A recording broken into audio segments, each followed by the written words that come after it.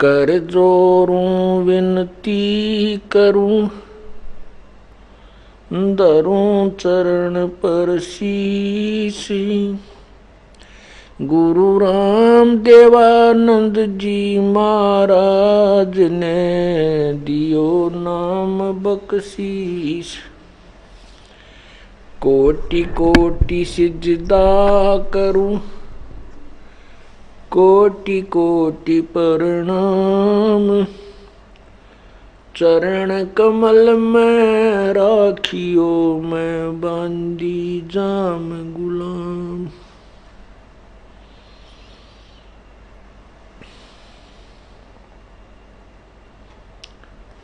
जय इब कै सतगुरु मिले, सब दुख आँखों रो। चरणों ऊपर शीश धरूं, कहूं जो कहनी हो। गुरु जी तुम ना भूलियो, चाहे लाख लोग मिल जाएं। हमसे तुमको बहुत है, तुमसे हमको नहीं। तुम्हारे विसारे क्या बने, मैं किसकी शरण में जाऊं। शिव बिरंच मुनि नारद, तिनके हृदय न समाऊं।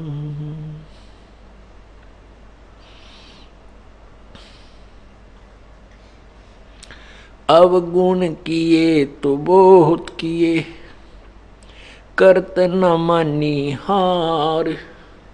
बावे बंदा बख्श दियो, बावे गर्दन उतार। अवगुण मेरे बाप जी, बख्शो गरीब नवाज। जो मैं पूत कपूत हूँ, बोहर पिता को लाज। मैं अपराधी जन्म का,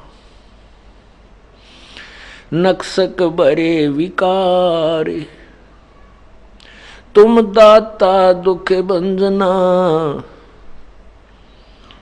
मेरी करो संबोरे। हे कुत्ता तेरे दरबार का, मोतिया मेरा नाम। गले प्रेम की जेवड़ी, जहाँ खेचो वहाँ जाऊं मैं। तो करो तो बावड़ू, दूर दूर करो तो जाऊं। ज्यों राखो त्यों ही रहूं, जो देव सो खाऊं।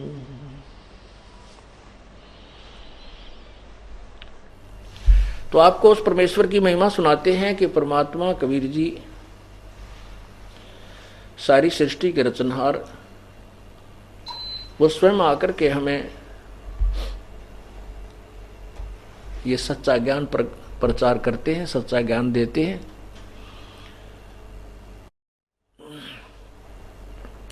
कबीर परमेश्वर जी के बारे में हम बहुत सी दंत कथाएं, झूठी कथाएं सुना करते थे कि कबीर परमेश्वर तक कहाँ कहा करते कबीर भगत, फिर कवि कहा करते कबीर। कहते हैं कबीर जी का जो है उत्पत्ति कैसे हुई, क्या बताया करते थे, क्या लिखा करते थे वो नालायक, कि एक विधवा ब्राह्मणी थी और उसको गर्भ रह गया। वो शर्म के मारे उसको कहीं डाल आई। एक नीरू नीमा नाम के जुल्हा दंपत्ति ने वह मिल गए, उनका पालन पोषण कर दिया। अरे कम से कम इसे ज्योतिषी हो तुम हो कि ऐसे हुआ है, तो कम से कम उस ब्राह्मणी का नाम, उसके पति का नाम, मृत का, उसके माँ बाप का कोई ठिकाना स्थान तो लिख देते। ये बकवाद गणतंत्र मतलब है, क्योंकि ये अनजान थ्योरी सिद्धांत उन्होंने मान रखा है कि बिना माता पिता के कोई जन्म नहीं हो सकता। अरे भगवान पता नहीं क्या कर दे। अब जैसे वैज्ञानिक क्या बताते हैं, एक कह रहा था जी कि वैज्ञानिक तो अब ये कहते हैं बाइबल भी झूठा है।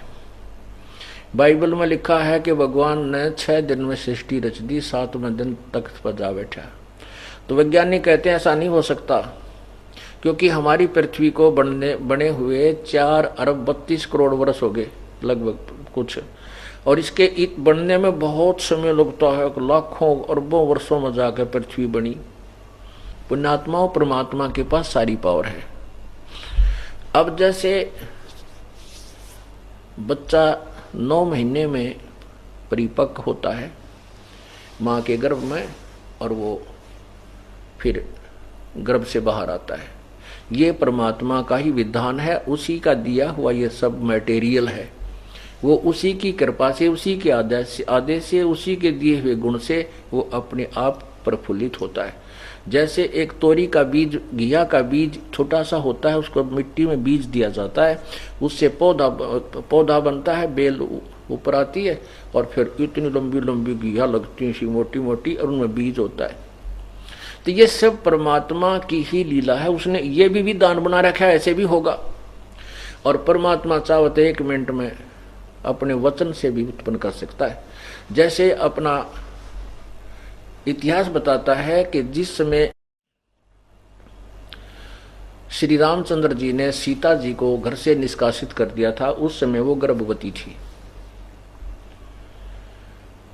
और वो महर्षि वाल्मीकि जी के आश्रम में चली गई।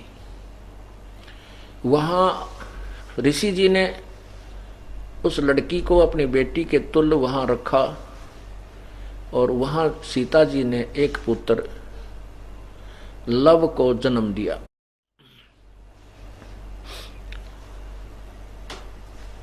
एक दिन सीता जी कपड़े धोने के लिए दरिया पर गई,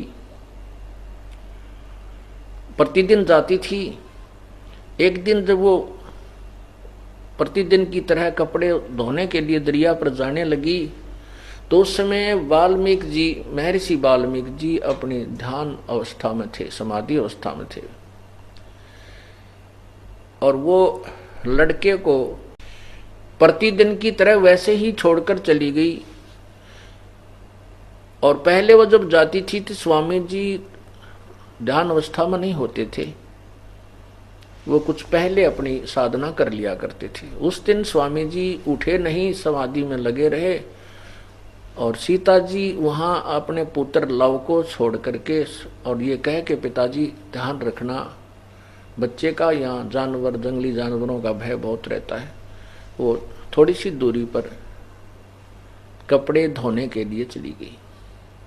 वहां जाकर उसको चिंता बन गई कि कहीं पिताजी तो समाधि लगाए हैं, कोई हिंसक पशु आकर के मेरे बच्चे ने ना खा जाए। वो वापस गई और लव को उठा लाई कि बच्चे को मैं यहाँ साथ रख भी लूंगी, कपड़े भी धो लूंगी। उधर से महर्षि जी का जब समाधि दशा खत्म हुई, समाधि टूटी, अपनी साधना से उठे, उसने देखा कि बेटी कहकर गई थी कि पिताजी लड़के को ध्यान रखना, बेटे को। तो उसने देखा लड़का तो है नहीं। ऋषि जी ने सोचा कि कोई हिंसक पशु उठा लेगा, और लड़की पहले मां दुखी है, घर से निष्कासित है, और आकर लड़के को ना पा करके वो टक्कर मार मार कर रोएगी। तो ऋषि जी ने वहां एक कुसा नाम की घास होती है, कुसा, जिसको डाब बोलते हैं अपनी भाषा में, उसने उस डाब को, कुसा को तोड़ा, उसको ऐसे मसल कर हाथ में रखा, और अपनी वचन शक्ति से, अपनी कमाई भक्ति से, और वो एक लड़का बना दिया। उस लव का ही हम बिल्कुल मिलता जुलता, तो उसी स्थान पर लेटा दिया जहां लव लेटा करता था पालने में। सीता जी कपड़े धोकर आई, साथ में पुत्र को गोदी में लिए हुए थी। तो आकर के उसने पूछा, पिताजी ये पुत्र किसका है? ऋषि जी ने देखा कि लड़की तो बच्चा साथ गोदी में ले रही थी। तो ऋषि जी ने कहा, बेटा ये भी तेरा ही है, इसको भी तो प्यार दे। तब सीता जी ने कहा कि पिताजी मैं पहले तो आपको ये कहकर चली गई थी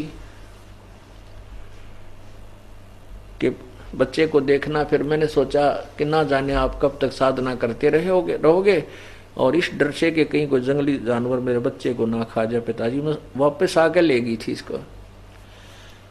ऋषि जी ने कहा, बेटा मैंने ये सोचा कि लड़की का लड़का किसी जानवर ने उठा लिया और यह बेटी रो रो कर मर जाएगी, इसलिए बेटा मैंने परमात्मा से अर्ज की और ये बेटा तेरे लिए मंगवा लिया एक। तो महान आत्मा होते हैं वो अपने सिर पे नहीं लेते कि मैंने कर दिया। इसके लिए परमात्मा की वाणी है कि मैं करे सो मारिए, तू करे सो छूट बे, इस मार में होशियार बंदे गदा बने के ऊंट बे। हो करे जो गद्दा हुई, मैं करे सो बोक बे, और बंदा बिसारे बंदगी तस्वान है सब लोग बे। तो मेरा दास का कहने का भाव यह है, जो वैज्ञानिक जिस थ्योरी पर अटके हुए वो तो बहुत ही सेपरेट है और अंश है परमात्मा की शक्ति और सिद्धि का। उसी के द्वारा दिया गया मटेरियल है, उसी के ऊपर अनुसंधान ये करते हैं, और परमात्मा ने मटेरियल ना दिया होता तो ये वैज्ञानिक कहाँ से उत्पन्न होते। ये सब गॉड गिवन है, गॉड गिफ्ट है, और हम उसको बोल करके स्वयं चौधरी पाक जाए, ये हमारी नालायकी और अज्ञानता है। अब आप देखो परमात्मा 6 दिन में सृष्टि के और 1 सेकंड में सृष्टि रखते, सेकंड के भी कुछ पल में। आपने देखा होगा पहले जादूगर आया करते गामा में, मदारी बोलिया करते उनको। वो क्या करते थे जादूगर, एक छोटा सा कंचा होया करता और एक गोली कांच की, बच्चे खेला करते नू नू कर कर, वो छोटी छोटी सी होती हैं। उनको क्या करता, वो एक गोली मुंह में दे लेता इतनी की, और थोड़ी देर में करता और बड़ा पत्थर काट देता मुंह में, 1 सेकंड में। बता वो क्या चीज है, बता उसने कितनी देर लगेगी? 1 सेकंड में इतनी गोली का और पत्थर कति चीकना, और 3-4 गोली ऐसे फेंक के थोड़ी देर में नोट काट काट कर 5-7 इतने मोटे मोटे पूरे वजनदार ने उठा के देखा करते सब।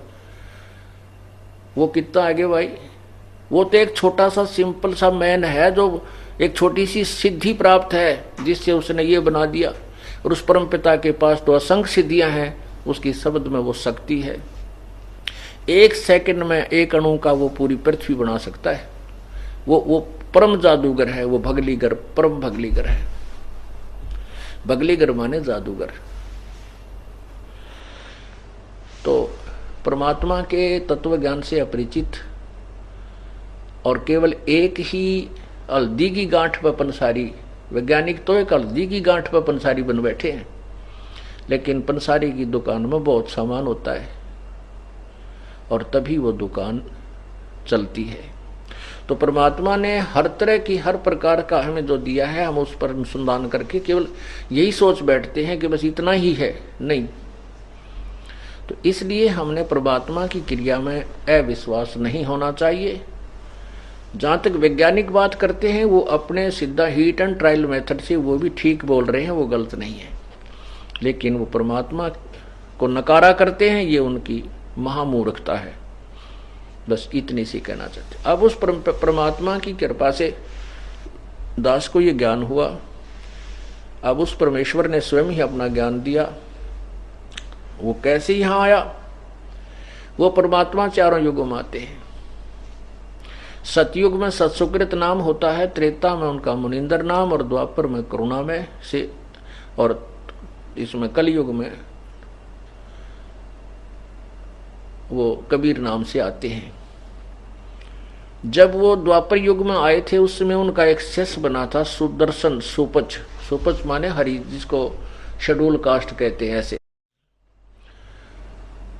तो वो सुपच कहते हैं शेड्यूल कास्ट, सुदर्शन उनका नाम था। तो उस समय वो वाल्मीकि जाति में उत्पन्न हुए थे सुदर्शन जी। और उस समय परमात्मा कबीर जी भी वहां ऐसे ही लीला करके प्रकट हुए थे। और उस समय वो सुदर्शन जी परमात्मा कबीर जी का शिष्य हो गया था। उसके माता पिता ने प्रभु की बात को नहीं स्वीकार किया था। तो सुदर्शन जी ने प्रार्थना की थी, प्रभु मेरे माता पिता बहुत ही अच्छी आत्मा के थे, हे मालिक एक अर्ज आपके दास की, यदि उनको कभी मनुष्य जीवन प्राप्त हो तो अपनी शरण में लेना। परमात्मा ने देखा था कि ये सुदर्शन माँ के माता पिता के मोह में काल के जाल में फंसेगा, क्योंकि ये मोह भी एक काल की फांसी है। एक दूसरे के प्रति हमारा जो ममता बनी हुई ये भी काल के फंसाने का एक और रस्सा है। परमात्मा ने सोचा और तो ये निर्मल हो गया, ज्ञान से भी परिचित होगा, लेकिन मोह वाली फांसी इसके अब भी है। तब प्रभु ने कहा कि बेटा तू चिंता मत कर, मैं वचन देता हूँ, मैं तेरे प्रॉमिस करता हूँ कि तेरे माता पिता को मैं पार करूँगा। फिर वो खुश वो काल से फिर बिल्कुल हट गया। तब सुदर्शन जी का छुटकारा हुआ। अपने उस प्रॉमिस के आधार पर, अपने वचनबद्ध होने के कारण प्रभु ने सुदर्शन जी के माता पिता जो पहले वाल्मीकि जाति में थे और फिर द्वापर इस कलयुग के अंदर वो ब्राह्मण और ब्राह्मण घर में जन्म हुआ दोनों का, और दोनों का फिर संयोग हुआ, वो ब्याह हुआ। उसमें ये उनका जन्म हुआ ब्राह्मण कुल में। गौरी शंकर नाम था उस नीरू का और सरस्वती नाम था नीमा का। गौरी शंकर एक बहुत ही अच्छे नेक व्यक्ति थे और शिव जी के पुजारी थे। शिव जी किसी प्राण की कथा करते थे, किसी को गुमराह नहीं करते थे। जो भी पैसा दान दक्षिणा का आ जाता था किसी से नहीं मांगते थे, कथा करते थे। कथा के उपलक्ष्य में कोई दान कर जाता था, उसी से अपना खाना पीना भी चलाते थे गृहस्थी, और साथ में जो शेष बच जाता था उसको भंडारे में लगा देते थे। दुरुपयोग नहीं करते थे, जोड़ जोड़ के नहीं रखते थे, या बहका कर किसी से पैसा नहीं लेते थे। जिस कारण से पूरी बनारस में, काशी में उनकी बहुत अच्छी छवि थी। और दूसरे जो नकली ब्राह्मण थे, वो स्वार्थी लोग थे, वो उनसे ईर्ष्या करते थे, क्योंकि उनके पास लोग ज्यादा जाते थे और उन स्वार्थियों के पास तो कोई फंसा हुआ जाता था। इस कारण से वो ब्राह्मण लोग, दूसरे जो गुरु लोग थे, ब्राह्मण थे, वो उस गौरी शंकर से ईर्ष्या करते थे। इस बात से मुसलमान भी परिचित थे।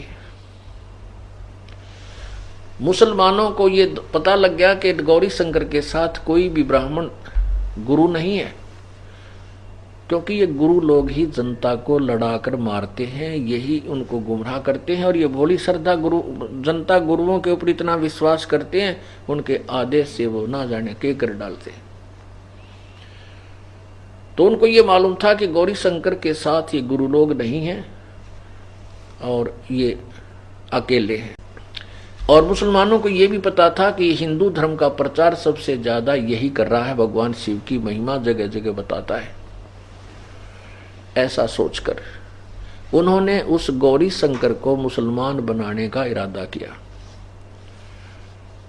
उसके घर पे अपना पानी छिड़क दिया, उसके वस्त्रों पर छिड़क दिया, उसके मुंह में डाल दिया दोनुआ के, और आवाज लगा दी कि भाई ये गौरी शंकर मुसलमान बन गए हैं।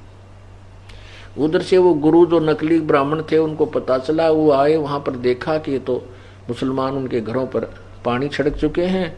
तो उन्होंने डंडोरा पिटवा दिया कि गौरी शंकर का हुक्का पानी जो है ना भाईचारा बंद, वो मुसलमान बन गया है, उससे कोई बात नहीं करे, उसको गंगा में स्नान करना बंद। तो इस तरह की सारी प्रतिबंध ला दिए। अब मुसलमानों ने उसका नाम नीरू अली रख दिया, नूर अली। तो उसको नीरू कहने लगे, नूर अली। और सरस्वती का नाम नीमा रख दिया।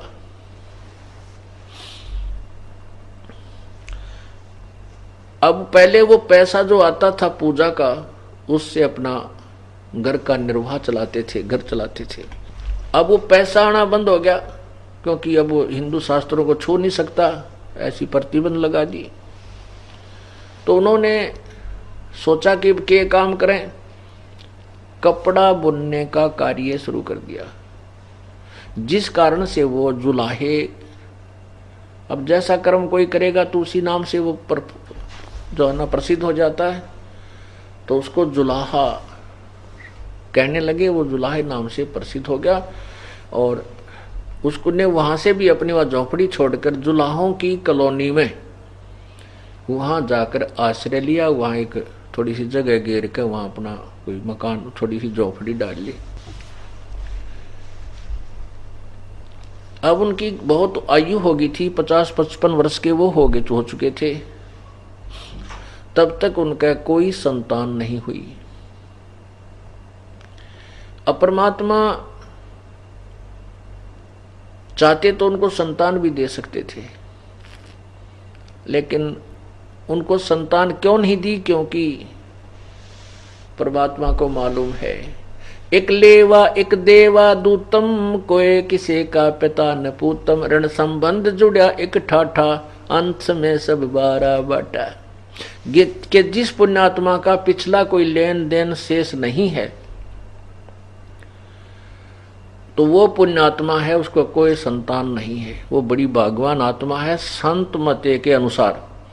और संसारिक और काल की प्रेरणा के अनुसार संसार उसको सबसे घटिया और बदकिस्मत मानता है।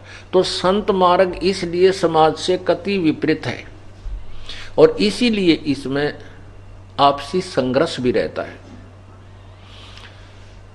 अब ये पुत्र पुत्रियों का हमारे साथ क्या संबंध है, एक कथा सुनाते हैं। एक ग्राम में 2 भाई थे।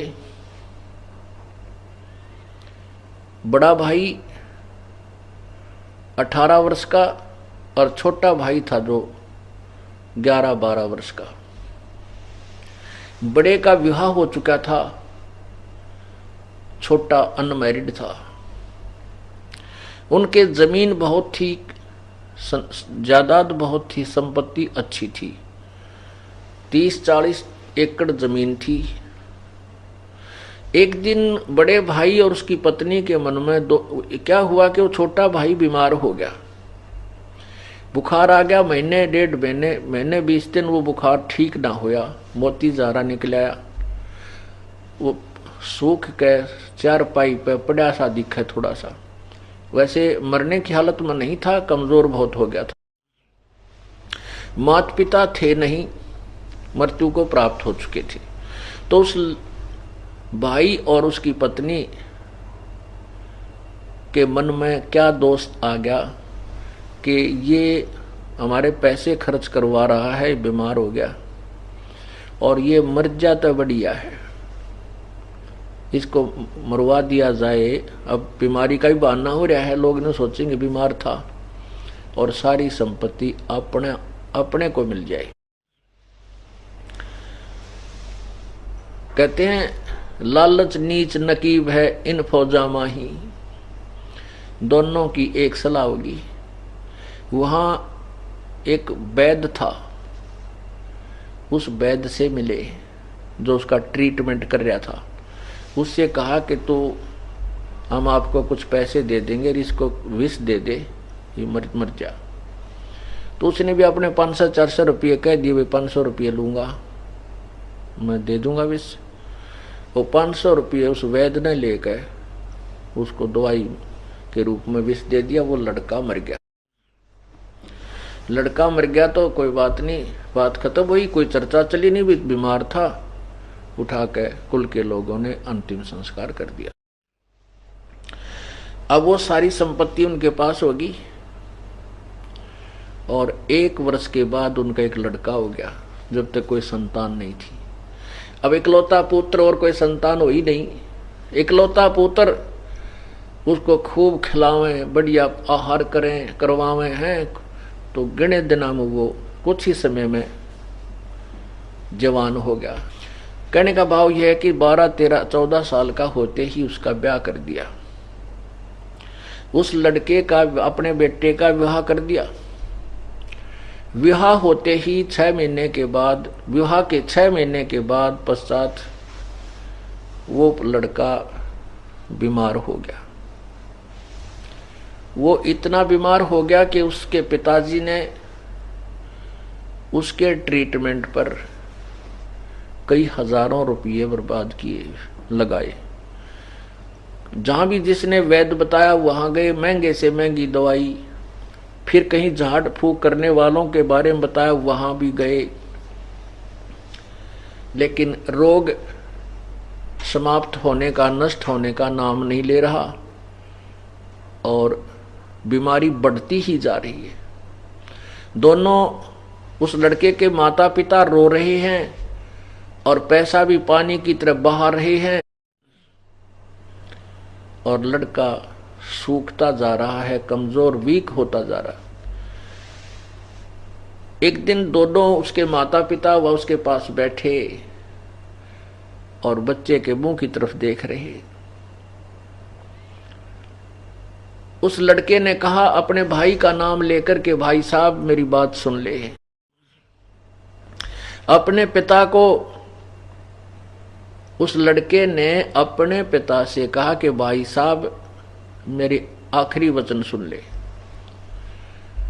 अब उनको ये पक्का हो गया कि लड़का तो मरेगा, जब हमें पहचान नहीं रहा, मुझे भाई कह रहा है बाप को। तो उसका पिताजी कहने लगा, बेटा मैं भाई नहीं तेरा पिताजी हूं। बोला ना, तू मेरा बाप है। बाप नहीं है, तू मेरा भाई है।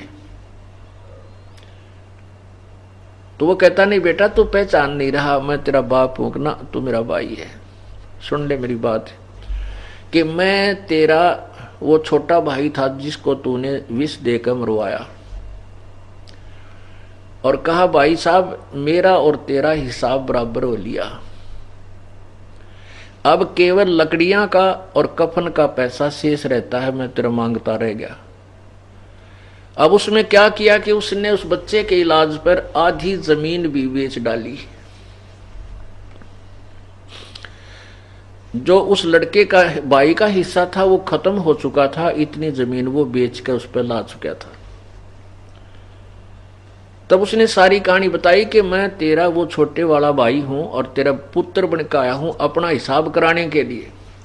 तूने मेरी संपत्ति हड़पी थी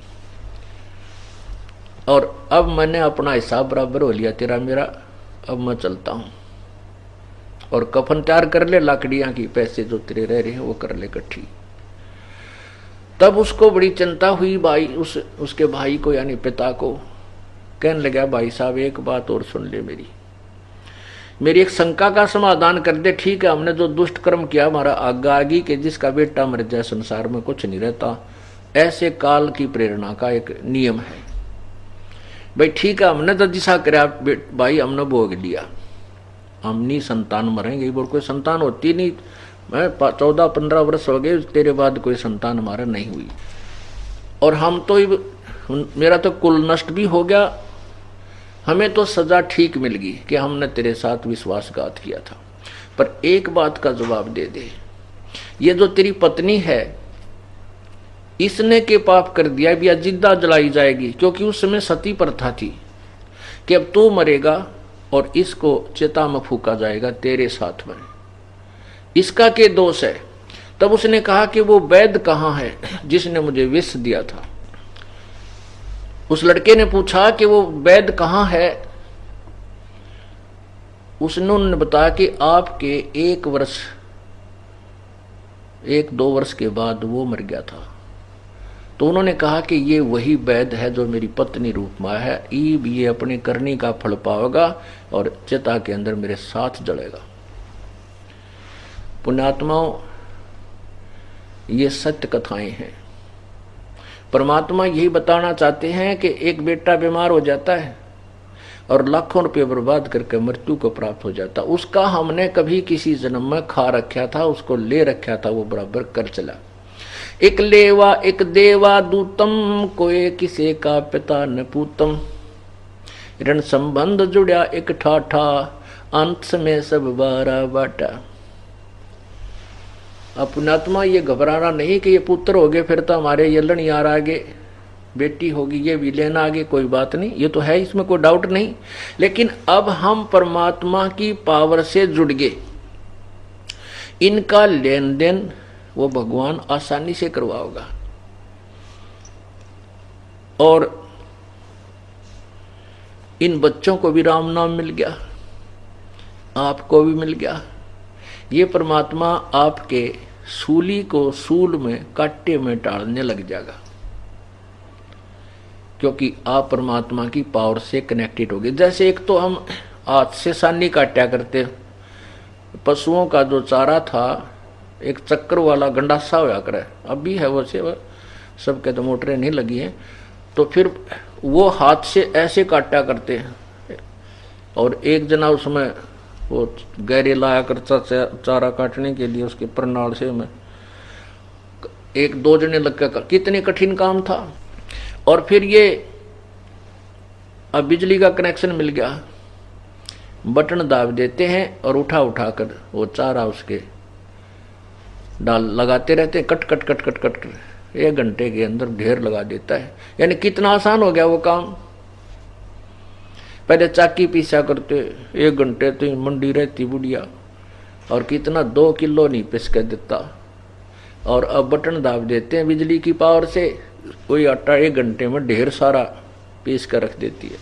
तो ऐसे ही आपको परमात्मा की शक्ति यानी बिजली का कनेक्शन मिल गया।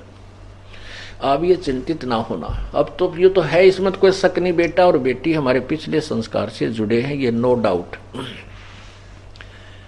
अब हमने परमात्मा की शक्ति का सहयोग मिल गया है, ये आसानी से निमट जावांगे हम, हमें दुख ना होगा, कष्ट नहीं होगा। कैसे होगा? एक समय एक नगर के बाहर एक आश्रम बना हुआ था,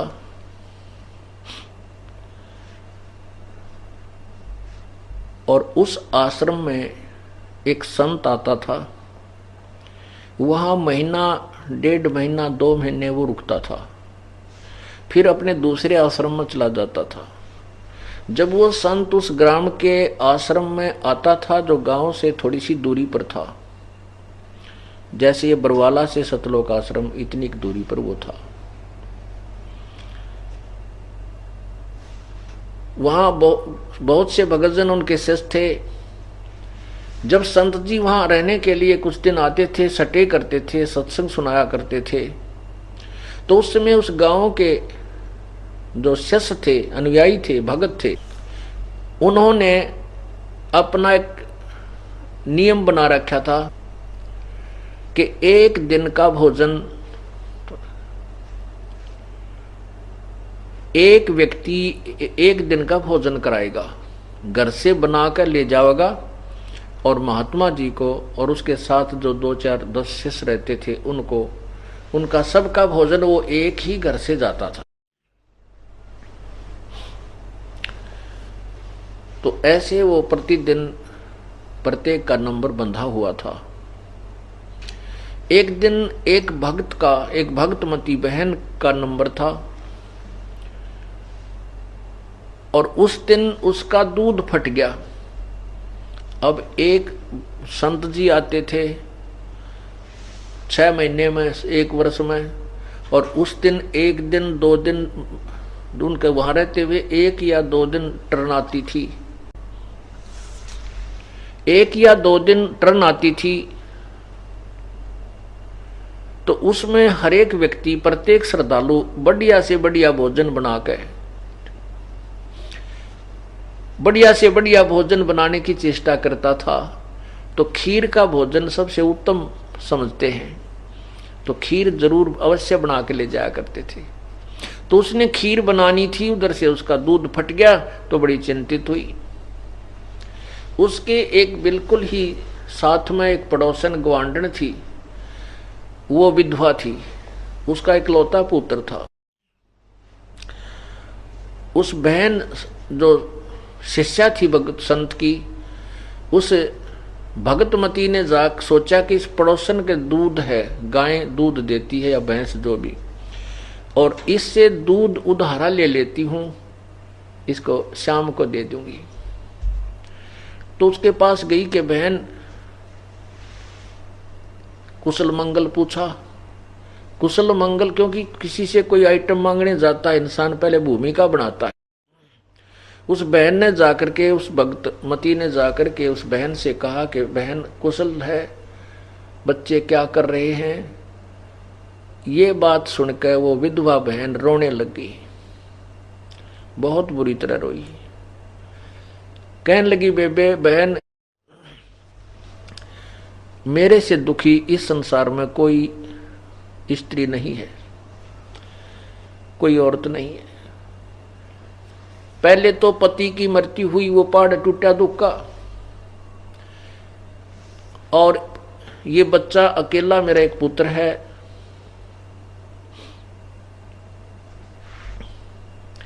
तो मैंने ये सोचा था कि बच्चा भगवान ने एक बालक दे रखा है, इसको पाल पोस कर बड़ा कर दूंगी। इस उद्देश्य से मैंने दूसरी शादी भी नहीं कराई और ना ही किसी कर्तव्य में मैं पीछे रही। यानी बच्चे को बहुत पिता वाला प्यार भी दिया मैंने। इसने जो भी मेरे से मांगा वो वस्तु जितनी संभव थी मैं इसको देती रही। और ये भी इसके कारण ये बिगड़ गया, जवान हो गया, अब घर से बाहर चला जाता है, मेरी एक बात नहीं मानता, ना बताइयो रात ने किस टाइम आकर पड़ा है। और क्यों कहती हूँ तो जवान बेटा है, डर लगे कदे ऊक चूक ना कर जा, उल्टा बोलता है, कति कहे कि नहीं मानता, आज्ञा का पालन नहीं करता। सारी रात उसके दरवाजे की तरफ देखती रहती हूँ, भगवान कोई ऊक चूक ना हो जा।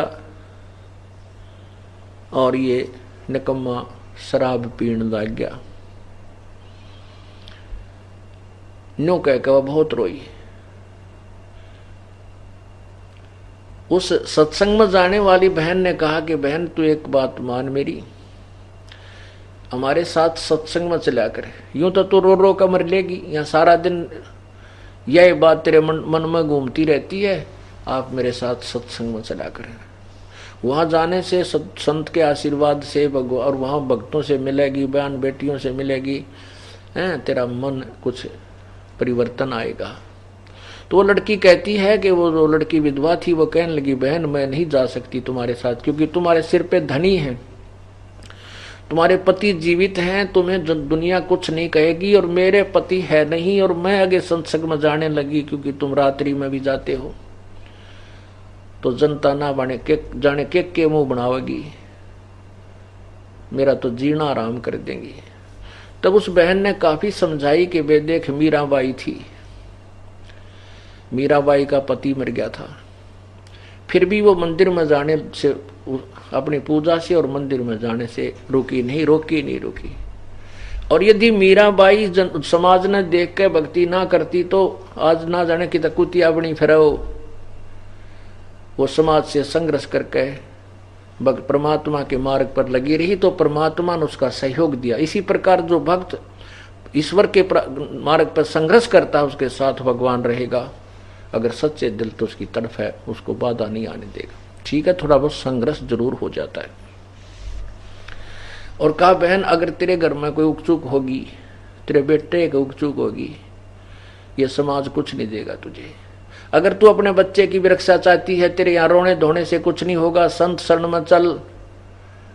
और प्रभु की कृपा से कहते हैं संत शरण में आने से आई टले बला, और जय मस्तक में सूड़ी होगा काटे में टल जा। तब तो वाने बोली ना बेबे मेरे बस की बात नहीं, मैं नहीं कर सकती, तेरा शुक्रिया करती हूँ आपका जो तो मुझे शिक्षा दे रही है, बाकी मैं नहीं जा सकती।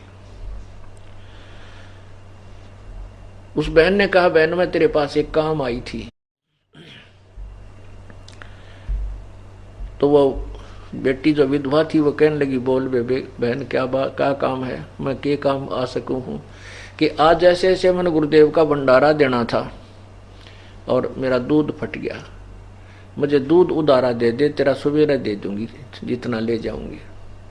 अब उस बहन ने दूध निकाल कर और खुट्टी का टांग रखा था पूरा का पूरा, उस लड़की ने आप देखा ना ताब देखा, न्यू का न्यू उठा कर वो दूध बाल्टी का सारा उसके पात्र में डाल दिया जो वो लेकर गई थी। तो वो बहन जो सत्संग में जाती थी उसने कहा कि बहन कुछ तो रख ले, कुछ तो रख ले, तू सारा ही डाल दिया। ने बोली बहन मेरे जैसी पापात्मा औरतें कुछ कर नहीं सकती, हो सकता महापुरुषों के मुंह पड़े मेरा भी उद्धार हो जाएगा, आज नहीं रखती मैं इतना भी। वो सारा ही दे दिया। अब वो बहन जो सत्संग में जाती थी वो सोचने पर विवश होगी कि अगर मेरे भी कोई मांगने आ जा दूध, सारा तो मैं भी कौन दूं, थोड़ा बहुत दे दूं, 1-2 गिलास, 2-4 लोटे, 2-4 किलो, सारा नहीं दिया जा सकता। ये तो पुण्य आत्मा है, कुर्बान आत्मा है, ये तो सचमुच हंस है, परंतु ज्ञान बिना दुख पारी है। यह सोचती सोचती वह सत्संग में आएगी, सतगुरु के पास, संतों के पास चलेगी। क्योंकि परमात्मा कबीर जी जब आते हैं अपनी आत्माओं को कुछ भक्ति मार्ग पर लगाए रखने के लिए, वो ऐसे गुप्त आते हैं। वो ना तो अपना यथार्थ नाम बताते हैं, ना ठिकाना बताते हैं, और कहते हैं भाई मैं 6 महीने वहाँ, मैंने 200-400 किलोमीटर दूर बता दी, वहाँ मेरा आश्रम है, वहाँ रहता हूँ। फिर 500 और किलोमीटर दूर बताते, फिर वहाँ रहता हूँ। वह कौन जा, पहले पुराने समय में कोई कन्वेंस साधन थे कोई ना कोई ऐसा टेलीफोन सिस्टम था, पूछ पाछ लें कितके रहे संत। तो ऐसे परमात्मा कल्याण करते फिरा करते थे। तो वो बहन जो सत्संग में जाती थी जिसका दूध फट गया था, वो बहुत विचार करती करती और संत का वो भोजन बना के लेगी, और मन में न्यू रख जाए वो बहन सत्संग में आ जाए तो उसका तो उद्धार होया पड़ा है। घनी अच्छी आत्मा है, बहुत पुण्य आत्मा है। अब पुण्यात्माओं ऐसे पुण्य स्वरूप होता है। अब बहाना बना, उस पुण्यात्मा का भोजन परमात्मा तक पहुंचा, उसका अन्न यानी उसका दूध भगवान को भोग लगा, संत भक्तात्माओं ने भी खाया, उससे उसका पुण्य कर्म जुड़ गया परमात्मा से, उसका लिंक रस्सा बंध गया उसके गले में माले काला। उस ऐसे धीरे धीरे उस बहन ने सोचा, प्रेरणा दी परमात्मा ने, उस सत्संग में जाने वाली बहन ने सोचा कि आज इस बहन के पास फिर चलती हूँ, वहां जावे 1 घंटा बैठ के मालिक की चर्चा सुनावे। धीरे धीरे 2-3 दिन के बाद उस बहन का मन परिवर्तन हो गया जो विधवा थी। तो उसने एक दिन स्वीकृति देती, बहन मुझे भी ले चल एक दिन सत्संग में। तो वो बहन उसको लेकर के सत्संग में गई, परमात्मा के वचन सुने, उसने तो नाम ले लिया, उपदेश ले लिया। अब उपदेश ले लिया तो फिर उसने कहा कि बहन एक दिन मैं भी भंडारा करना चाहती हूँ, गुरुदेव का भोजन देना चाहती हूँ, मेरा भी नंबर लगवा दे। अब वो नंबर उनके सबके फिक्स हो रहे थे और कोई देने को तैयार नहीं अपना नंबर। ना भाई मैं मुश्किल से 2 महीने में नंबर आया है और मैं नहीं दे सकती, हम नहीं दे सकते, हम भोजन करावाएंगे। तो उधर से उस बहन का दोबारा जब टर्न आई, वो कहने लगी बहन डट जा 2-4 दिन, अब के मेरा जो टर्न आएगा उसमें से एक समय का भोजन तू करवा देना। पुण्यात्माओं वो दिन आया, उस बहन ने उस विधवा बहन को कहा कि आज शाम का भोजन तू बना ले बहन, आप ले आना। तो उसने बड़ी खुशी मनाई और फुल्ली नहीं समावे, सारे चूल्हे लिपे, नहा धोकर स्वच्छ कपड़े पहन कर संत का भोजन तैयार किया। खीर बनाई, 2-3 प्रकार की सब्जी बनाई। अब क्या हुआ, उसका इतना तेज बुखार हो गया कि उसकी हिम्मत नहीं रही 10 कदम भी चालन की लड़की। अब वो लड़की अपनी बदकिस्मत को, दुर्भाग्य को कोस रही है, हे भगवान मैं कितनी दुष्ट आत्मा हूं, हाथ पैर जोड़ के तो मैंने टर्न ली भगवान के भंडारे की, और आज यदि मैं ये भंडारा नहीं लेकर गई, वहां संत का भोजन नहीं पहुंचा सकी, तो आगे मुझे कोई भी अपनी ये टर्न नहीं मिलेगी, मुझे सौभाग्य नहीं प्राप्त होगा भविष्य में संत के भोजन कराने का, क्योंकि सत्संगी भाई बहन कहेंगे कहते हो तब हम भी गुरु जी भूखे रख दिए तने हैं और समय पर भोजन नहीं पहुंचा सकी, आगे तुझे टर्न नहीं मिलेगी। वो आप पर सोच रही है कैसा होगा, और कति हिम्मत नहीं, 10 कदम नहीं चल सकती, इतना तेज बुखार हो गया। और उसको ये मालूम था कि मेरा बेटा, पहली बात तो वो आवे को ना 12 बजे तो पहले, और आ गया तो वो क्या नहीं मानता। अब क्या होता है, अब क्या होता है कि उधर वो लड़का क्या था, वो चोरी करा करता कि रोजाना माँ कहां से दे उसको शराब पीने के पैसे, वो चोरी करने लग गया, वो एक गिरोह में मिलकर। तो उसके साथियों ने, चोरों ने स्कीम बनाई कि भी आज रात ने राजा के महल में चोरी करांगे, और राजा की रानियां के ना 9-9 लाख के हार है भाई, एक एक हार हाथ लग गया ना, ओहो बस मौज माच जाएगी, कोठी बनावांगे, न्यू कर लेंगे, शादी करावांगे। वो शेख चिल्ली वाले उन्होंने अपनी खूब पुल बांधे। तो उन्होंने सकी अपना प्रोग्राम तय कर लिया कि रात ने 12 बजे वहां मंदिर में आ जाना, और वहां 12 बजे के बाद फिर चोरी करने इकट्ठे चलेंगे। अब वो लड़का, इसलिए वो जल्दी आ गया, खाना खुना खा लूं और फिर रात ने वहां चलना है। वो लड़का आ गया शाम को वक़्त से। उसकी माँ ने कहा बेटा एक काम कर, आज तो मेरा सारी कहानी बताई कि मैंने ऐसे ऐसे गुरुजी के भोजन का आज नंबर ले रखा है, और आज मेरा बुखार हो गया बेटा देख। उस लड़के ने हाथ पकड़ कर देखा, माँ का बुखार बहुत तेज। कहा माता जी, माँ आपका तो बहुत तेज बुखार है, सचमुच आप तो आग की तवे की तरह गर्म हो, आप विश्राम कर लो। उसकी माता जी ने कहा ठीक से बेटा मैं विश्राम कर लूंगी, पर तू एक मेरा काम कर दे। आज मैंने गुरुदेव का भंडारे यानी भोजन के लिए समय मांग रखा है, यह भोजन तैयार कर दिया। पुत्र मैं जा नहीं सकती, मेरा चला नहीं जाता, आप ये भोजन उस आश्रम में दिया पहुंचा दो।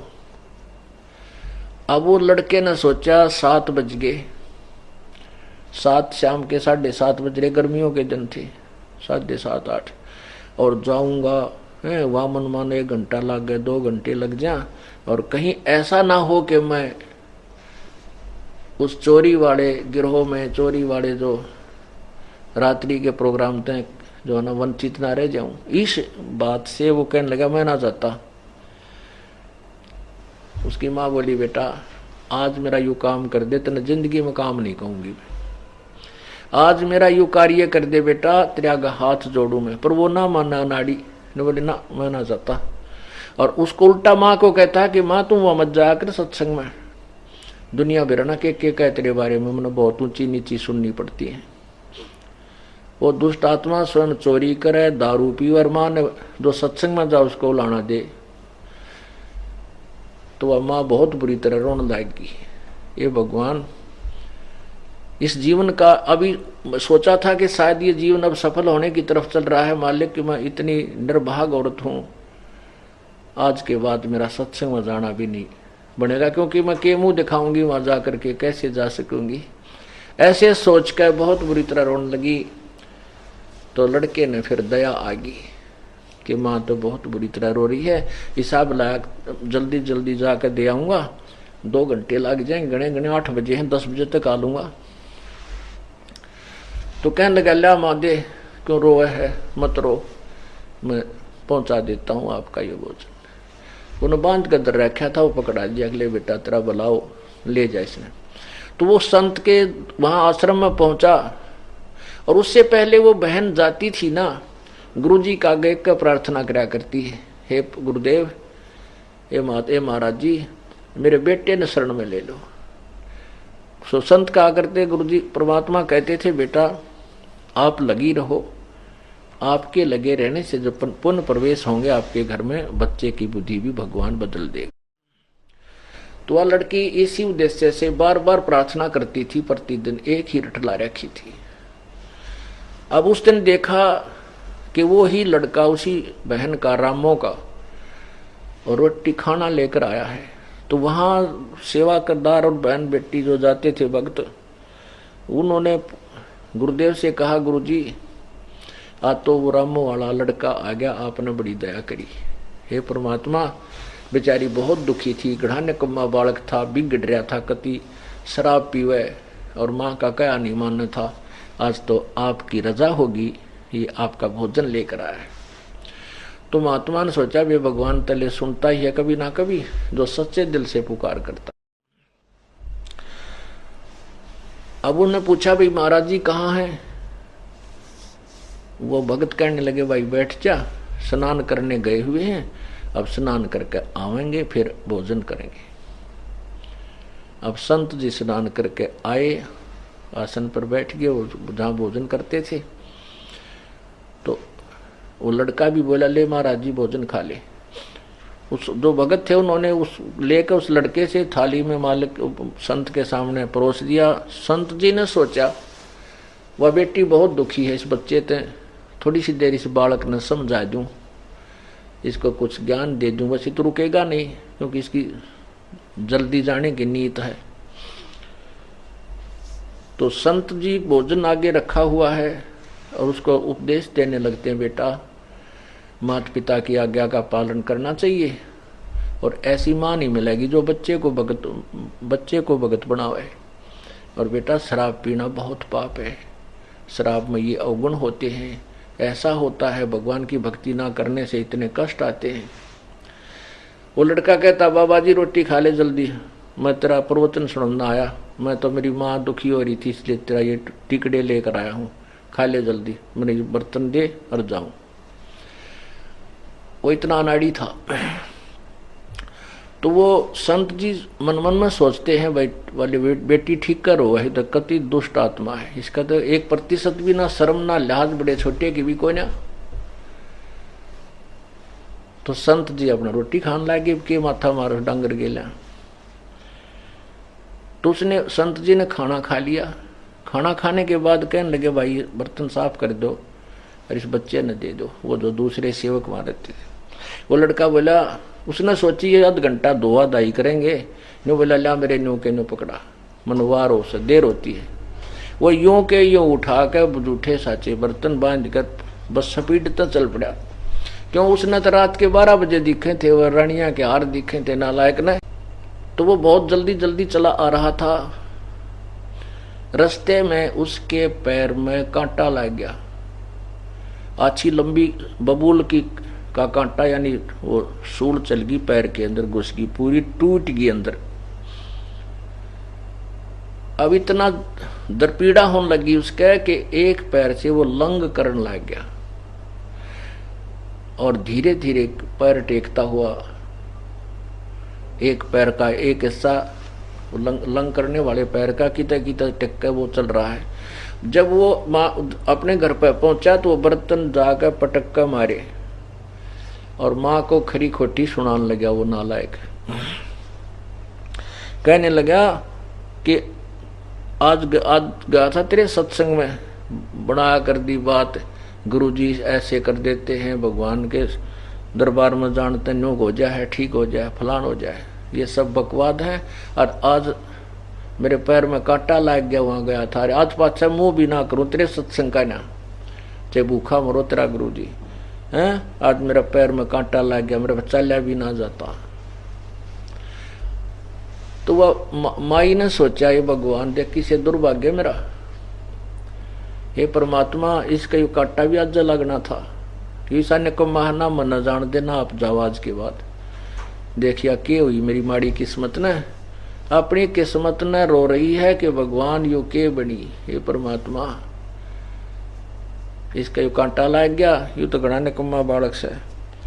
तो उसने फिर उठी बेचारी ने, पहले जैसा भी देसी ट्रीटमेंट घर में हुआ करता, तेल पानी का फोहा सा बना कर उसका बांध दिया कि बेटा सवेरे कांटा निकलवा दूंगी। अब दोनों माँ बेटा वो जा नहीं सका चोरी करने के लिए कि उस पर चला जाना, भाग्या जाना, वो नहीं जा सका और सारी रात इधर उधर बकवाद करता रहा, माँ ने खड़ी खोटी सुनाता रहा। क्यों, उसको तो वो माया दिखा थी चोरी वाली। उधर से उसके साथियों ने 12-1 बजे तक इंतजार करी, वो तो नहीं आया, चलो हम चलते चोरी कर। वो चोरी करने चले गए, राजा के महल में घुसने की चेष्टा करने लगे, तो वहां सिपाहियों ने उनको पकड़ लिया, अरेस्ट कर लिया और सुबह राजा के दरबार में पेश किया।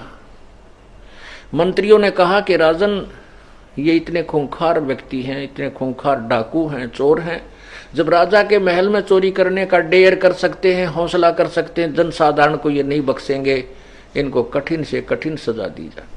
राजा ने आदेश दे दिया कि आज शाम को 4 बजे इनको सूली तोड़ दो। पहले सूली कैसे तोड़ते थे कि एक लंबा सा ताकूतार, एक सरिया सा होता था एक सूत का, और उसको ऊपर से बहुत पहना नुकीला भाले की तरह कर देते थे और एक लकड़ की चकली के ऊपर रख देते थे, उसको फिक्स कर देते थे, और उस चकली के ऊपर एक और गोल गोल सा चक्कर लकड़ का, उसके ऊपर व्यक्ति को बांध देते थे, ना तो उठ कर बाज ले, उसके ऊपर बांध देते थे, ऊपर वाले फट्टे पे बैठा देते थे चक्री, गोल गोल चक्री पे, और नीचे वाले में एक भाला कम से कम 3 फुट का, वो लोहे का नीचे वाले पर होता था, और उसको फिर ऊपर से छोड़ देते थे, तो वो चक्र पर बंधा हुआ एक सुराख होता था, वो सुराख नीचे आकर के में से उस भाला पार कर करके जो उसके ऊपर बांध रखा था वो व्यक्ति, उसके शरीर के नीचे से आर पार धीरे धीरे वो, क्योंकि वजन में वो नीचे आता और भाला वो जो सूली तोड़ा जाता था, वो जो सक्रिय सा था, वो भाला उसके अंदर से आर पार और शरीर में से सिर के मां से निकल जाता था ऊपर, और वो काफी देर चिल्ला चिल्ला कर बहुत देर में मरता था। ऐसे सजा दी जाती थी, सूली तोड़ा जाता था। इसको सूली की सजा कहा करते। उससे पहले उन्होंने क्या किया कि इसको, इन सभी को पूरे नगर में घुमा दो, इनका काला मुंह करो, और आगे एक ढोल बजाने वाला चलता था, वो एक किस्म का ढोल ऐसा होता था, उससे नागरिक समझ जाते थे कि आज किसी को सजा दी जाएगी, और उनको उस ढोल वाले के पीछे पीछे सैनिक लेकर चलते थे जिसको सजा देनी होती थी।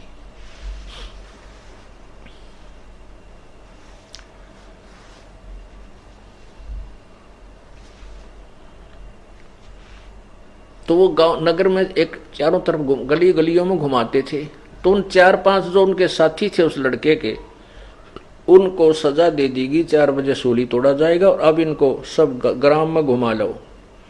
तो सुबह सुबह 8-9 बजे 10 बजे सी उनको पूरे नगर में का गुमान लग रहे, वो ढोल बाजता हुआ चल रहा है।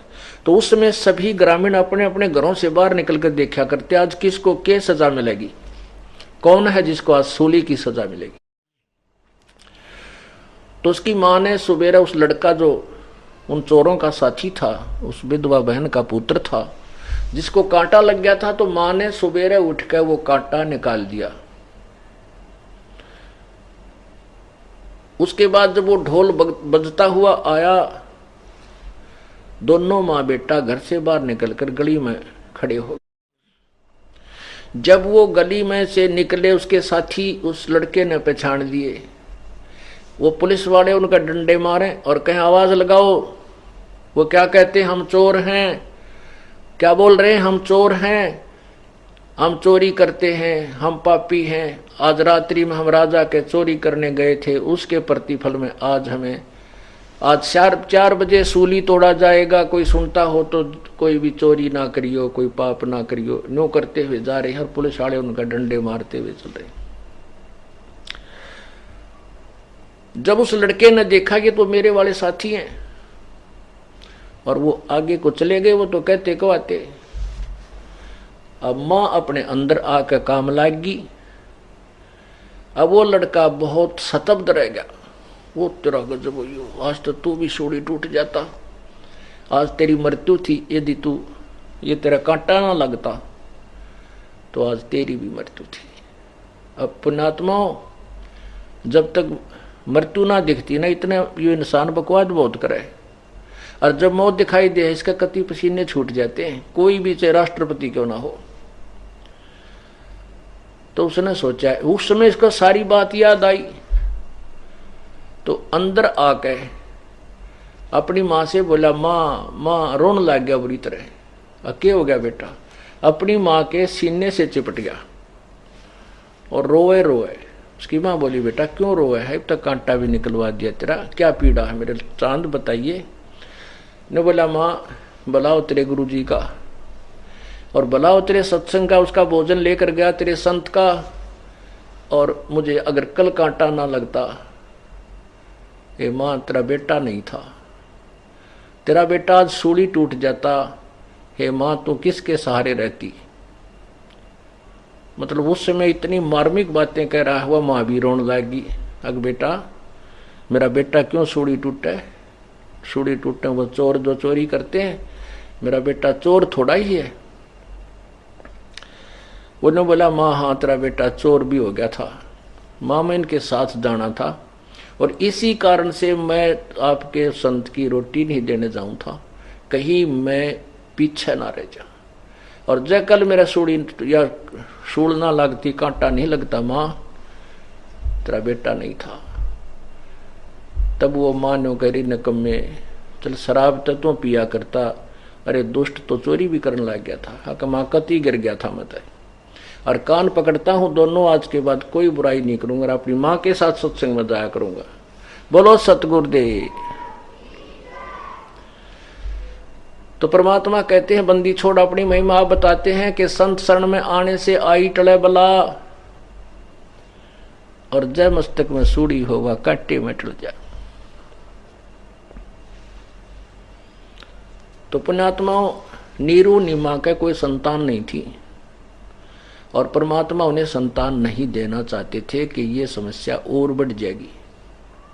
नहीं तो उनको क्या देर लगे संतान देने में, वो तो ढेर ला दें, हाथ जुड़वा दें, इतनी संतान दे दें। तो परमात्मा ने उनको संतान नहीं दी, स्वयं ही संतान रूप में वहां लहर तारा तालाब में कमल के फूल पर प्रकट हो गए, एक नवजात शिशु का रूप धारण करके।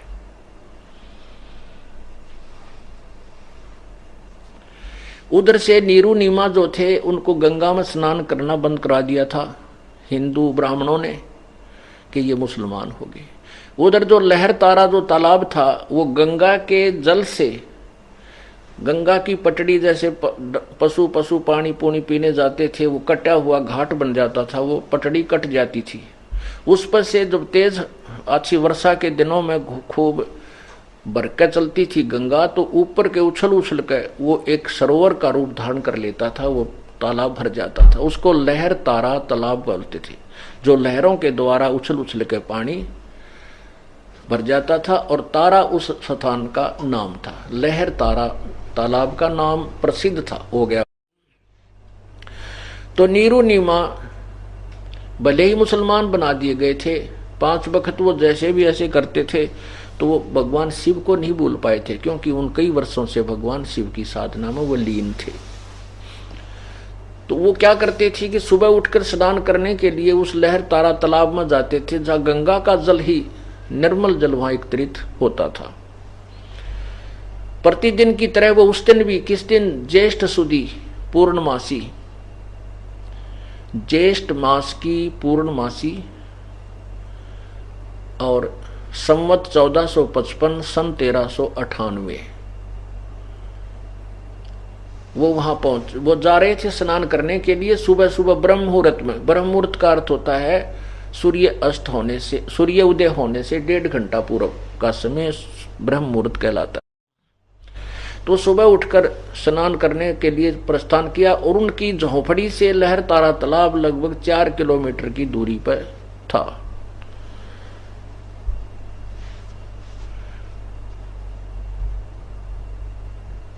लहर तारा अब भी विद्यमान है, ये दास और बहुत से हमारे साथ संगत उसको देख कर आए हैं।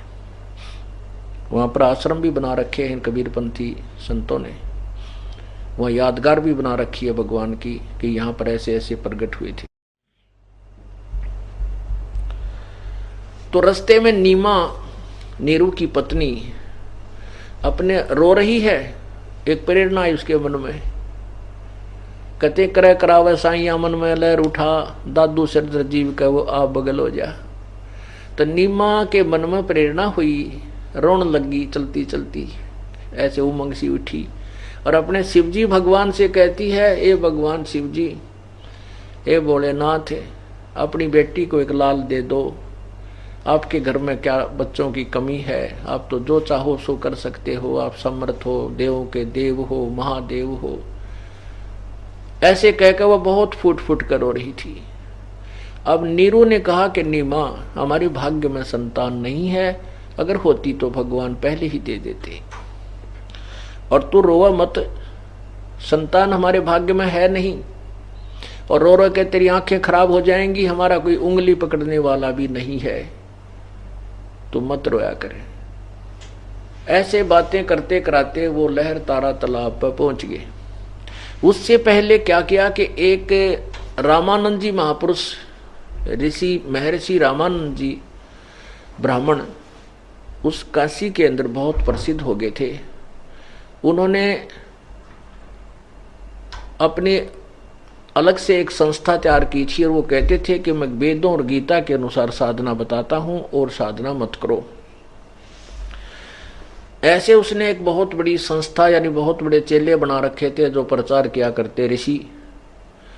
एक उन्हीं में से 1400 ऋषि शिष्य बना रखे थे जो प्रचार किया करते थे रामानंद जी की थ्योरी का, सिद्धांत का, वेदों और गीता और पुराणों को वो सत्य मानते थे। एक अष्टानंद नाम के ऋषि थे जो उनके शिष्य थे रामानंद जी के। वो प्रतिदिन उसी लहर तारा तालाब पर उस स्वच्छ जल में स्नान करके उस एकांत स्थान पर कुछ देर वो साधना किया करते थे। प्रतिदिन की तरह वो भी उस दिन वहां गए हुए थे। कौन? अष्टानंद। अष्टानंद जी ने स्नान किया। स्नान करके अपना एक आसन बिछाकर चद्दर सी घास के ऊपर, जेठ का महीना, ज्येष्ठ मास, सुबह सुबह बहुत सुहानी सी लहर और तालाब के पास तो एक विशेष ठंडक सी होती है, वहां बैठ कर के वो अपनी साधना करने लगा। जब वो साधना करने के लिए आंखें कभी खोल रहा था कभी बंद कर रहा था, इतने में क्या देखा कि आकाश से एक प्रकाश का गोला आया। अब जो उसने देखा उस प्रकाश की तरफ तो उसकी आंखें बंद हो गई, इतना तेज प्रकाश था। किसकी? अष्टानंद की। जब उसकी आंखें बंद हुई, जैसे हम सूर्य की तरफ देखते हैं एकदम, फिर आंखें बंद करते हैं तो सूर्य का वैसे तो प्रकाश दिखाई देता सूर्य, लेकिन वो जब आंखें बंद करते हैं वो चमका लगता आंखों में, तो केवल सूर्य का गोल आकार दिखाई देता है। ऐसे जब उसने वो प्रकाश का देखा, प्रकाश को नहीं देख सका, उसने गोला सा नजर आया, आंखें बंद की, होगी उसकी आंखें बंद। बंद होते उसने क्या देखा कि उसमें नवजात शिशु का रूप है, आंखों में अंदर एक बच्चे की शक्ल, बच्चे का आकार का वो प्रकाश, उस बच्चे के ऊपर वो प्रकाश था, सूर्य के ऊपर प्रकाश होता है तो अंदर से उसका अलग रूप दिखता है। फिर दोबारा आंखें खोली तो वो प्रकाश एक कमल के फूट पर सिमट गया और अष्टानंद जी को आंखों के सामने एक बालक दिखाई दे रहा। अब उसको वो लहर तारा तालाब के ऊपर बालक नहीं दिख रहा, उसने तो चमकिया जो उस परमात्मा के शरीर पर जो तेज था, उस तेज से उसकी आंखें चुंधी आ गई, बंद होगी। बंद होते ही बच्चे का आकार उसको अपनी आंखों में नजर आ रहा था। तो उसने सोचा ये क्या चमत्कार हुआ, मेरी भक्ति का चमत्कार है या कोई मेरी भ्रमणा है। उसने साधना भी त्याग दी कि गुरु जी से पूछता हूं आज जाकर के ये क्या कहानी है। वो तो आ गया रामानंद जी के पास। रामानंद जी से पूछा कि हे गुरुदेव, आज मैंने ऐसे ऐसे साधना समय में एक प्रकाश देखा, उस प्रकाश को जो मेरी आंखें नहीं सहन कर सकी तो उसमें एक बालक रूप दिखाई दिया जो मैंने आंखें बंद की, और फिर वो प्रकाश लहर तारा तालाब के पता नहीं किस कोने में खत्म सा होता दिखा मुझे। हे गुरुदेव, ये मेरी भक्ति की कोई उपलब्धि है या मेरी कोई भ्रमणा भटकना है, ये मेरा कोई भ्रम है। रामानंद जी ने कहा कि ये न तो तेरी उपलब्धि कोई भक्ति की है न तेरा भ्रम है। ये ऐसा क्यों होता है कि जब ऊपर के लोगों से कोई अवतार उत्पन्न प्रकट होते हैं उस समय ये ऐसा करिश्मा होता है, ऐसे लक्षण तब होते हैं। और कोई ऊपर के लोक से कोई अवतार, कोई अच्छा परम सिद्ध पुरुष आया है और किसी माँ के पेट में गर्भ में वो वास करेगा और उत्पन्न होगा। अपनी कोई भक्ति साधना सिद्धि लेकर आया है या कुछ काम करेगा। अब इन ऋषियों को इतना ही ज्ञान था कि मां के बिना कोई भी उत्पन्न नहीं हो सकता, लेकिन परमात्मा सभी माओं के बहन बेटियों को भी उत्पन्न करने वाला, सबका मालिक, सबका पिता, वो किसी माँ से जन्म नहीं लेता। कबीर भगवान, बाकी सभी देवी देवता जितने वो माँ से उत्पन्न हुए हैं तकरीबन। उधर से नीरू नीमा वहां पहुंच गए तालाब पर। पहले नीरू ने स्नान किया, ना नीमा ने स्नान किया। स्नान करके वो बाहर आई। नीरू स्नान करने के लिए तालाब में प्रवेश कर गया। नीमा ने फिर थोड़ी देर के बाद क्या हुआ कि अपना जो कपड़ा शरीर पर लपेट कर वो स्नान किया था उसको धोने के लिए वो पुनः जब उस तालाब के सरोवर के किनारे पर गई, तब तक ये रोशनी भी सूर्य की कुछ होने लगी थी, यानी प्रकाश सा होने लग गया था। और सुबह का प्रकाश शीघ्र हो जाता है। जब वो स्नान करके आई तब तक तो इतना अंधेरा सा था। जब वो दोबारा 10-20 मिनट में कपड़ा धोने के लिए वापस गई और नीरू अपने हाथ से पानी छड़क छड़क कर नहा रहा था और इतने पानी में सरोवर में प्रवेश था, यानी छाती तक पानी में प्रवेश था लगभग। और ऐसे स्नान कर रहा था, डूबकी गोते लगा कर ऊपर आ रहा था। अब नीमा उस कपड़े को धोने के लिए पुनर्किनारे पर पहुंची तो सामने क्या देखा कि परमात्मा ने नवजात शिशु रूप बना रखा था। एक पैर के अंगूठे को मुख में देकर चूस रहे थे और दूसरे को ऐसे हिला रहे थे पैर को। अब नीमा ने वो हिलता हुआ पैर देखा तो जाना कि कोई सर्प है और ये ऐसे करता हुआ अपने फन को हिला रहा है और कहीं मेरे पति को ना डस ले। इस दृष्टिकोण से, इस डर से उसने ध्यान से देखा तो क्या देखती है कि वो सर्प नहीं है, वो तो एक नवजात शिशु कमल के फूल पर लेटा हुआ है। अब नीमा ने जोर जोर से कहा कि देखियो जी, देखना भगत जी, सामने कमल के फूल पर बच्चा है, उसको उठाइयो, बालक को उठाना, बालक को डूबेगा। अब नीरू ने सोचा या नीमा तो कति बावड़ी होगी बच्चा के मुंह में। अब वो ऐसे स्नान करता करता कहता है, नीमा तेरे को मैंने बहुत बार कहा है तू पागल हो चुकी है, तुझे अब जल में भी बच्चे दिखने लगे, अब तुझे सरोवर में भी बालक दिखाई देने लगे, तू दिखे मेंटल होएगी। वो कहती है नहीं जी मैं सच कहती हूँ, देखो वो सामने बच्चा डूब गया। अब उसने सोचा भी इसकी आवाज में बहुत कसक है, देखते लो या कहाँ बच्चा बता रही है। तो उसने ऐसे संकेत किया, जिधर वो संकेत कर रही थी हाथ का उसी तरफ उसने ध्यान से देखा। नीरू ने सचमुच एक बालक कमल के फूल पर था। अब जो उससे थोड़ी सी दूरी पर था, अब उस नीरू ने आव देखा ना ताव देखा, वो कमल का फूल ही तोड़ लिया, कमल के फूल समेत बच्चे को उठा लिया और नीमा को थमा दिया। अब नीमा लेगी उसने, सीने से लगावे, कदे उसके मुंह न चूमे, माथे न चूमे और सो शुक्र मनावे अपने शिव शंकर भगवान का। हे भगवान आपने बड़ी सुनी, आपकी दासी की बड़ी सुनी, आज ही आपसे हृदय से पुकार करी थी, आज ही आपने मुझे अनमोल लाल दे दिया। ऐसे वो खुशी मना रही है। पुण्यात्माओं, जिस परमात्मा के लिए हम भटक रहे हैं, ऋषि जी, मुनि जी, सब देवता, और जो कितना सुखदायी है उसके गुणों का वर्णन नहीं किया जा सकता। और वही परमपिता, वो परमेश्वर उस बहन के सीने से लगा हुआ है। अब जो सुख उस मालिक के सप्रस से, उस मालिक के प्यार में उस बेटी, उस बहन नीमा को हुआ होगा, वो तो वही बता सकती है कि जैसे गूंगा गुड़ ने खा के न्यू कर सके, वो बता नहीं सकता, वो न्यू करता है।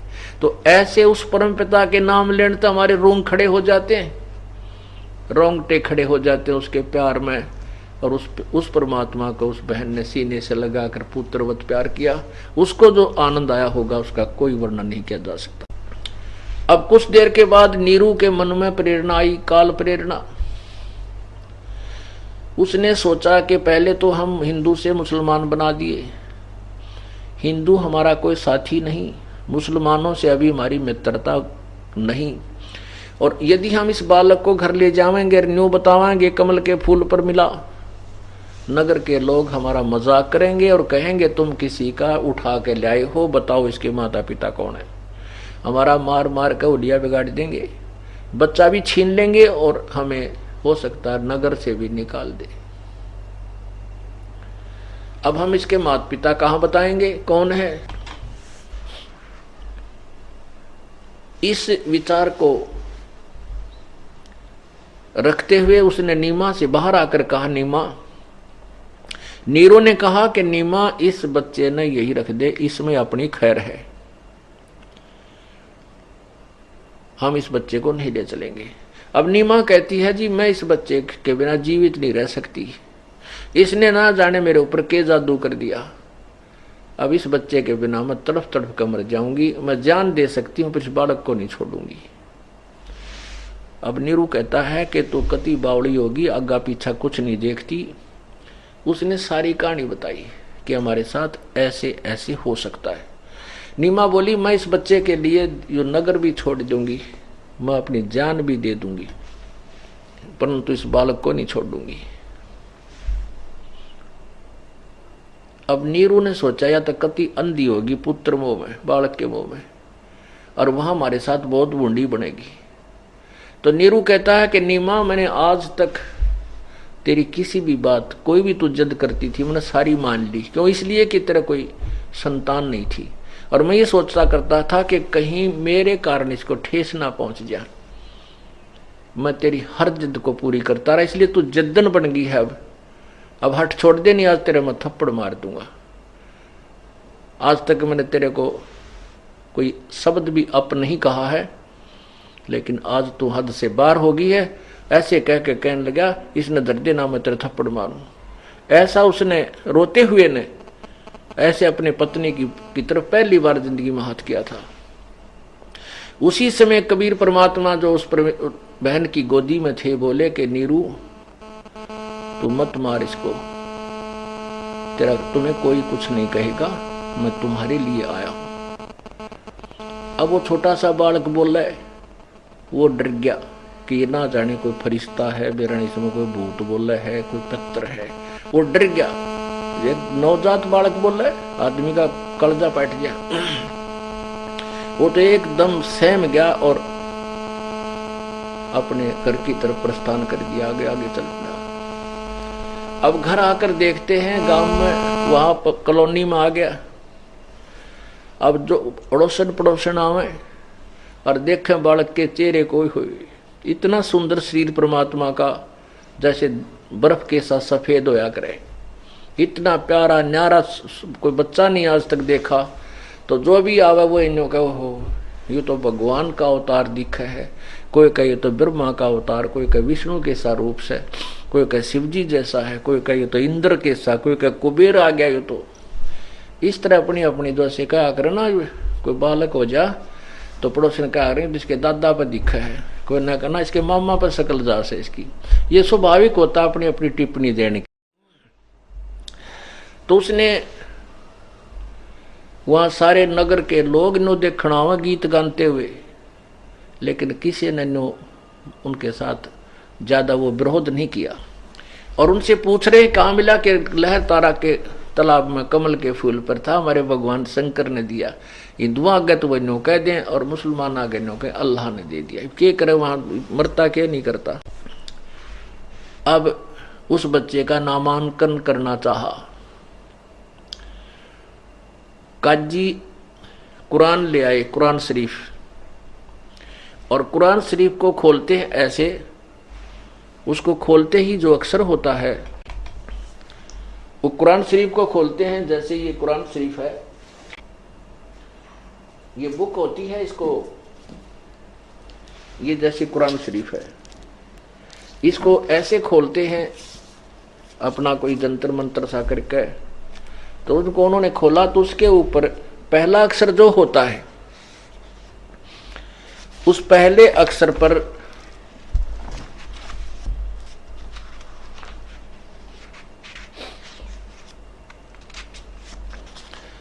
वो नाम रख देते, जैसे र हुआ तो रफीक अहमद,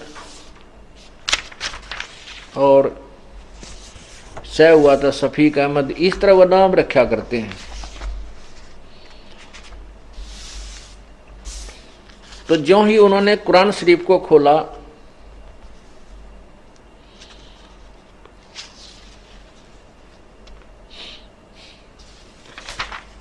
तो पहला ही अक्षर कबीर था, कबीरा।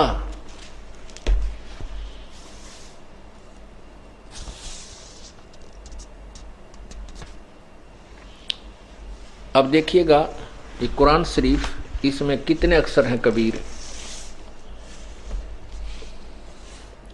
ये कुरान शरीफ है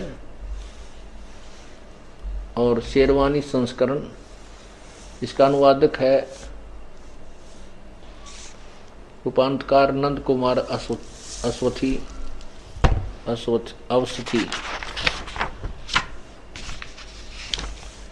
ये देखिएगा, यह वह इल्हामी किताब है जिसमें कोई संदेह की गुंजाइश नहीं। यह है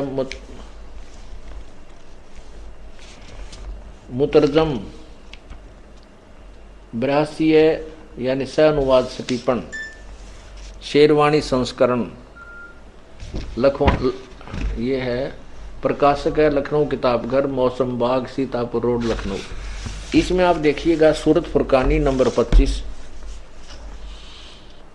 ये सूरत फुरकानी 25 कुरान शरीफ 600 पृष्ठ पे, ये 19वीं आयत में, ये 19वीं आयत में कबीरन शब्द है, कबीरन। इसके बाद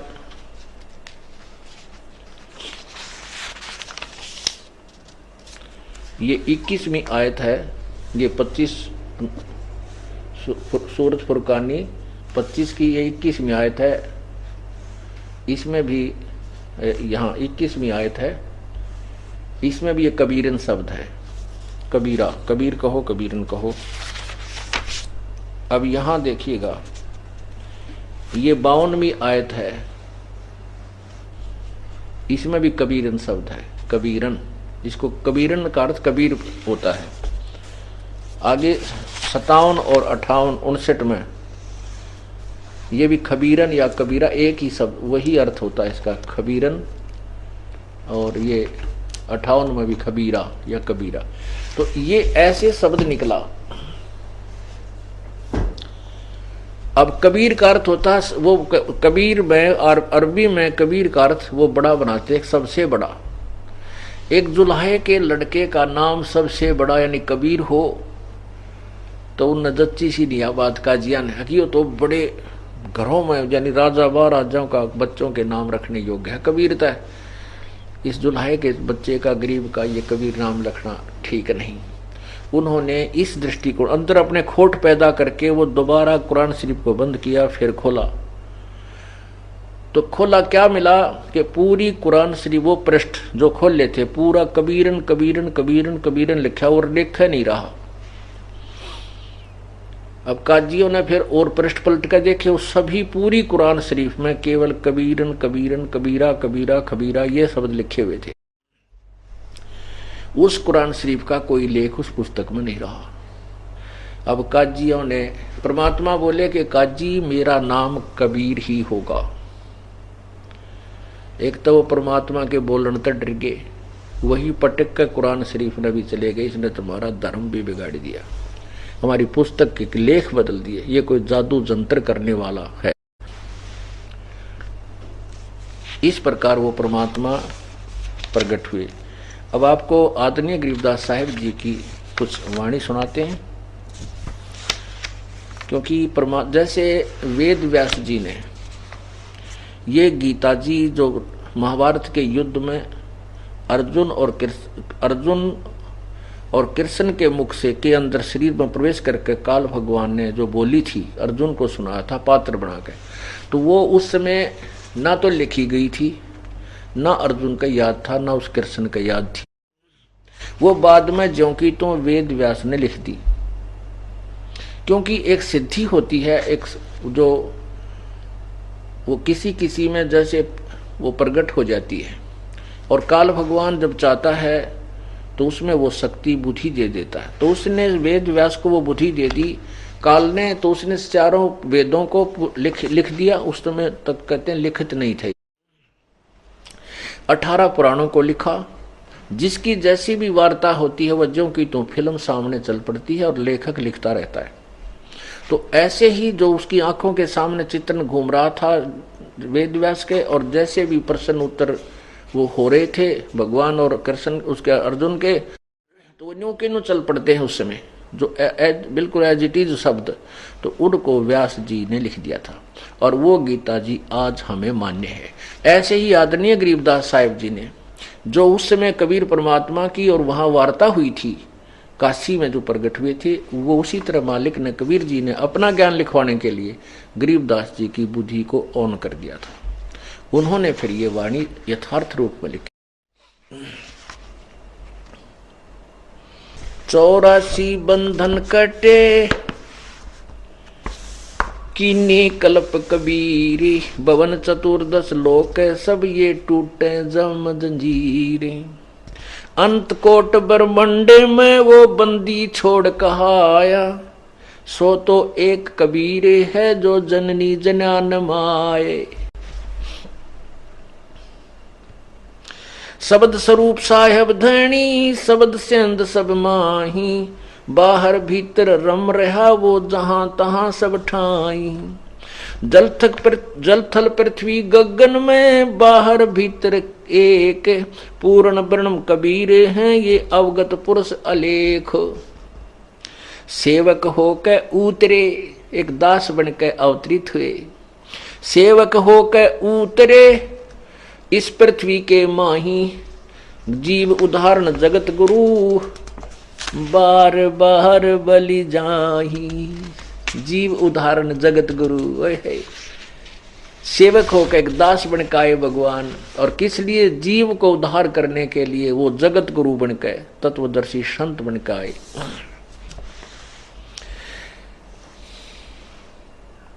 काशीपुरी कष्ट किया वह उतरे अदर आधार, उधर आधार यानी ऊपर से आए नो के नो।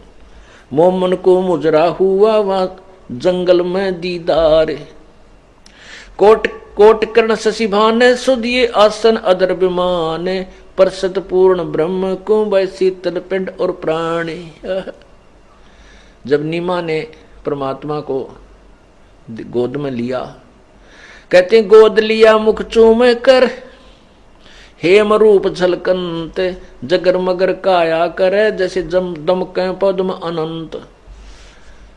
उस माता ने बहन ने परमात्मा को बालक रूप में गोद लिया और मुख चूम्या, उसका प्यार किया अपने बच्चे को बच्चे रूप में परमेश्वर का। और कहते हैं उस मालिक का इतना सुंदर सफेद रूप था जैसे हेम रूप, हेम माने हिम, हिम कहते हैं बर्फ को, सनो वाइट कहते हैं ना, ये कपड़ा सनो वाइट है भाई, कति सफेद, बहुत सफेद, बर्फ जैसा सफेद। तो यहाँ कहते हैं हेम रूप झलकंत, हिम रूप यानी सनो वाइट रंग था परमात्मा का, कलर सफेद कति बर्फ के साथ, इतना सुंदर। और जगर मगर जगमग जगमग काया करे, जैसे दमका पदम अनंत। काशी उमटी गुल भया उस मोमन का घर घेरे, कोई कह ब्रह्मा विष्णु है, कोई कह इंद्र कुबेरे, कोई कह वरुण धर्मराय है, कोई कहत ईश, 16 कला सुभान गति, कोई कह जगदीश। कोई कह छल ईश्वर है, कोई कह छल ईश्वर नहीं, कोई किन्नर कहलाए, कोई कहे तो छल है कपट है भगवान नहीं है। और कोई कहे गण ईश का जो जो माँ तेरे साए। जितने भी बालक में नाम धरे थे तो उस माँ का गुस्सा उठा था कि ये कोई न कहे भगवान को, नहीं तो छल कपट है, वहीं से बालक हुआ करें, इतना सफेद होते हैं, कोई बालक छोड़े, ये कोई छल है। तो नो कहे उनकी बकवादन सुनकर नीरू का छो उठे, गुस्सा आवे। भक्ति मुक्ति ले उतरे ये मेटन तीनों ताप। ओए होए, परमात्मा कहते भक्ति और मुक्ति लेकर अवतरित हुए प्रभु, और हमारे तीनों तापों के कष्ट को नष्ट करने के लिए वो परमात्मा अवतरित हुए। भक्ति मुक्ति ले उतरे वह मेटन तीनों ताप, मोमन का डेरा लिया वो कहे कबीरा बाप। देख कितने दयालु हैं। एक जीव को पिताजी बोलते हैं, कहते हैं वो परमात्मा उस नीरू को बाप कह रहा है। दूध न पीवे न अनुभव कह, नहीं पालने झूलनते, अधर अमान ध्यान में वो कमल कला फूलनते। खलक मुल्क देखण गया वो राजा प्रजा रीत, जम्बू दीप जिहाने में वे उतरे शब्द अतीत। दुनी कहे ये देव है वो देव कहे ये ईस, ईस कहे ये पार ब्रह्म है पूर्ण विश्व बीस। दुनिया तक ये देवता है, ये ब्रह्मा विष्णु महेश ऊपर से झांक कर देखे नु करना हमारे में तो ये कोई नहीं है, ये तो कोई यानी निरंजन हमारा जो भगवान वो है। और कहते हो निरंजन वो भगवान नो कहना, ये तो कोई पार ब्रह्म है, कोई और भगवान है। काजी आए कुरान ले दर लड़के का नाम, अक्सर अक्सर मैं फुर्या धन कबीर बलि जावे।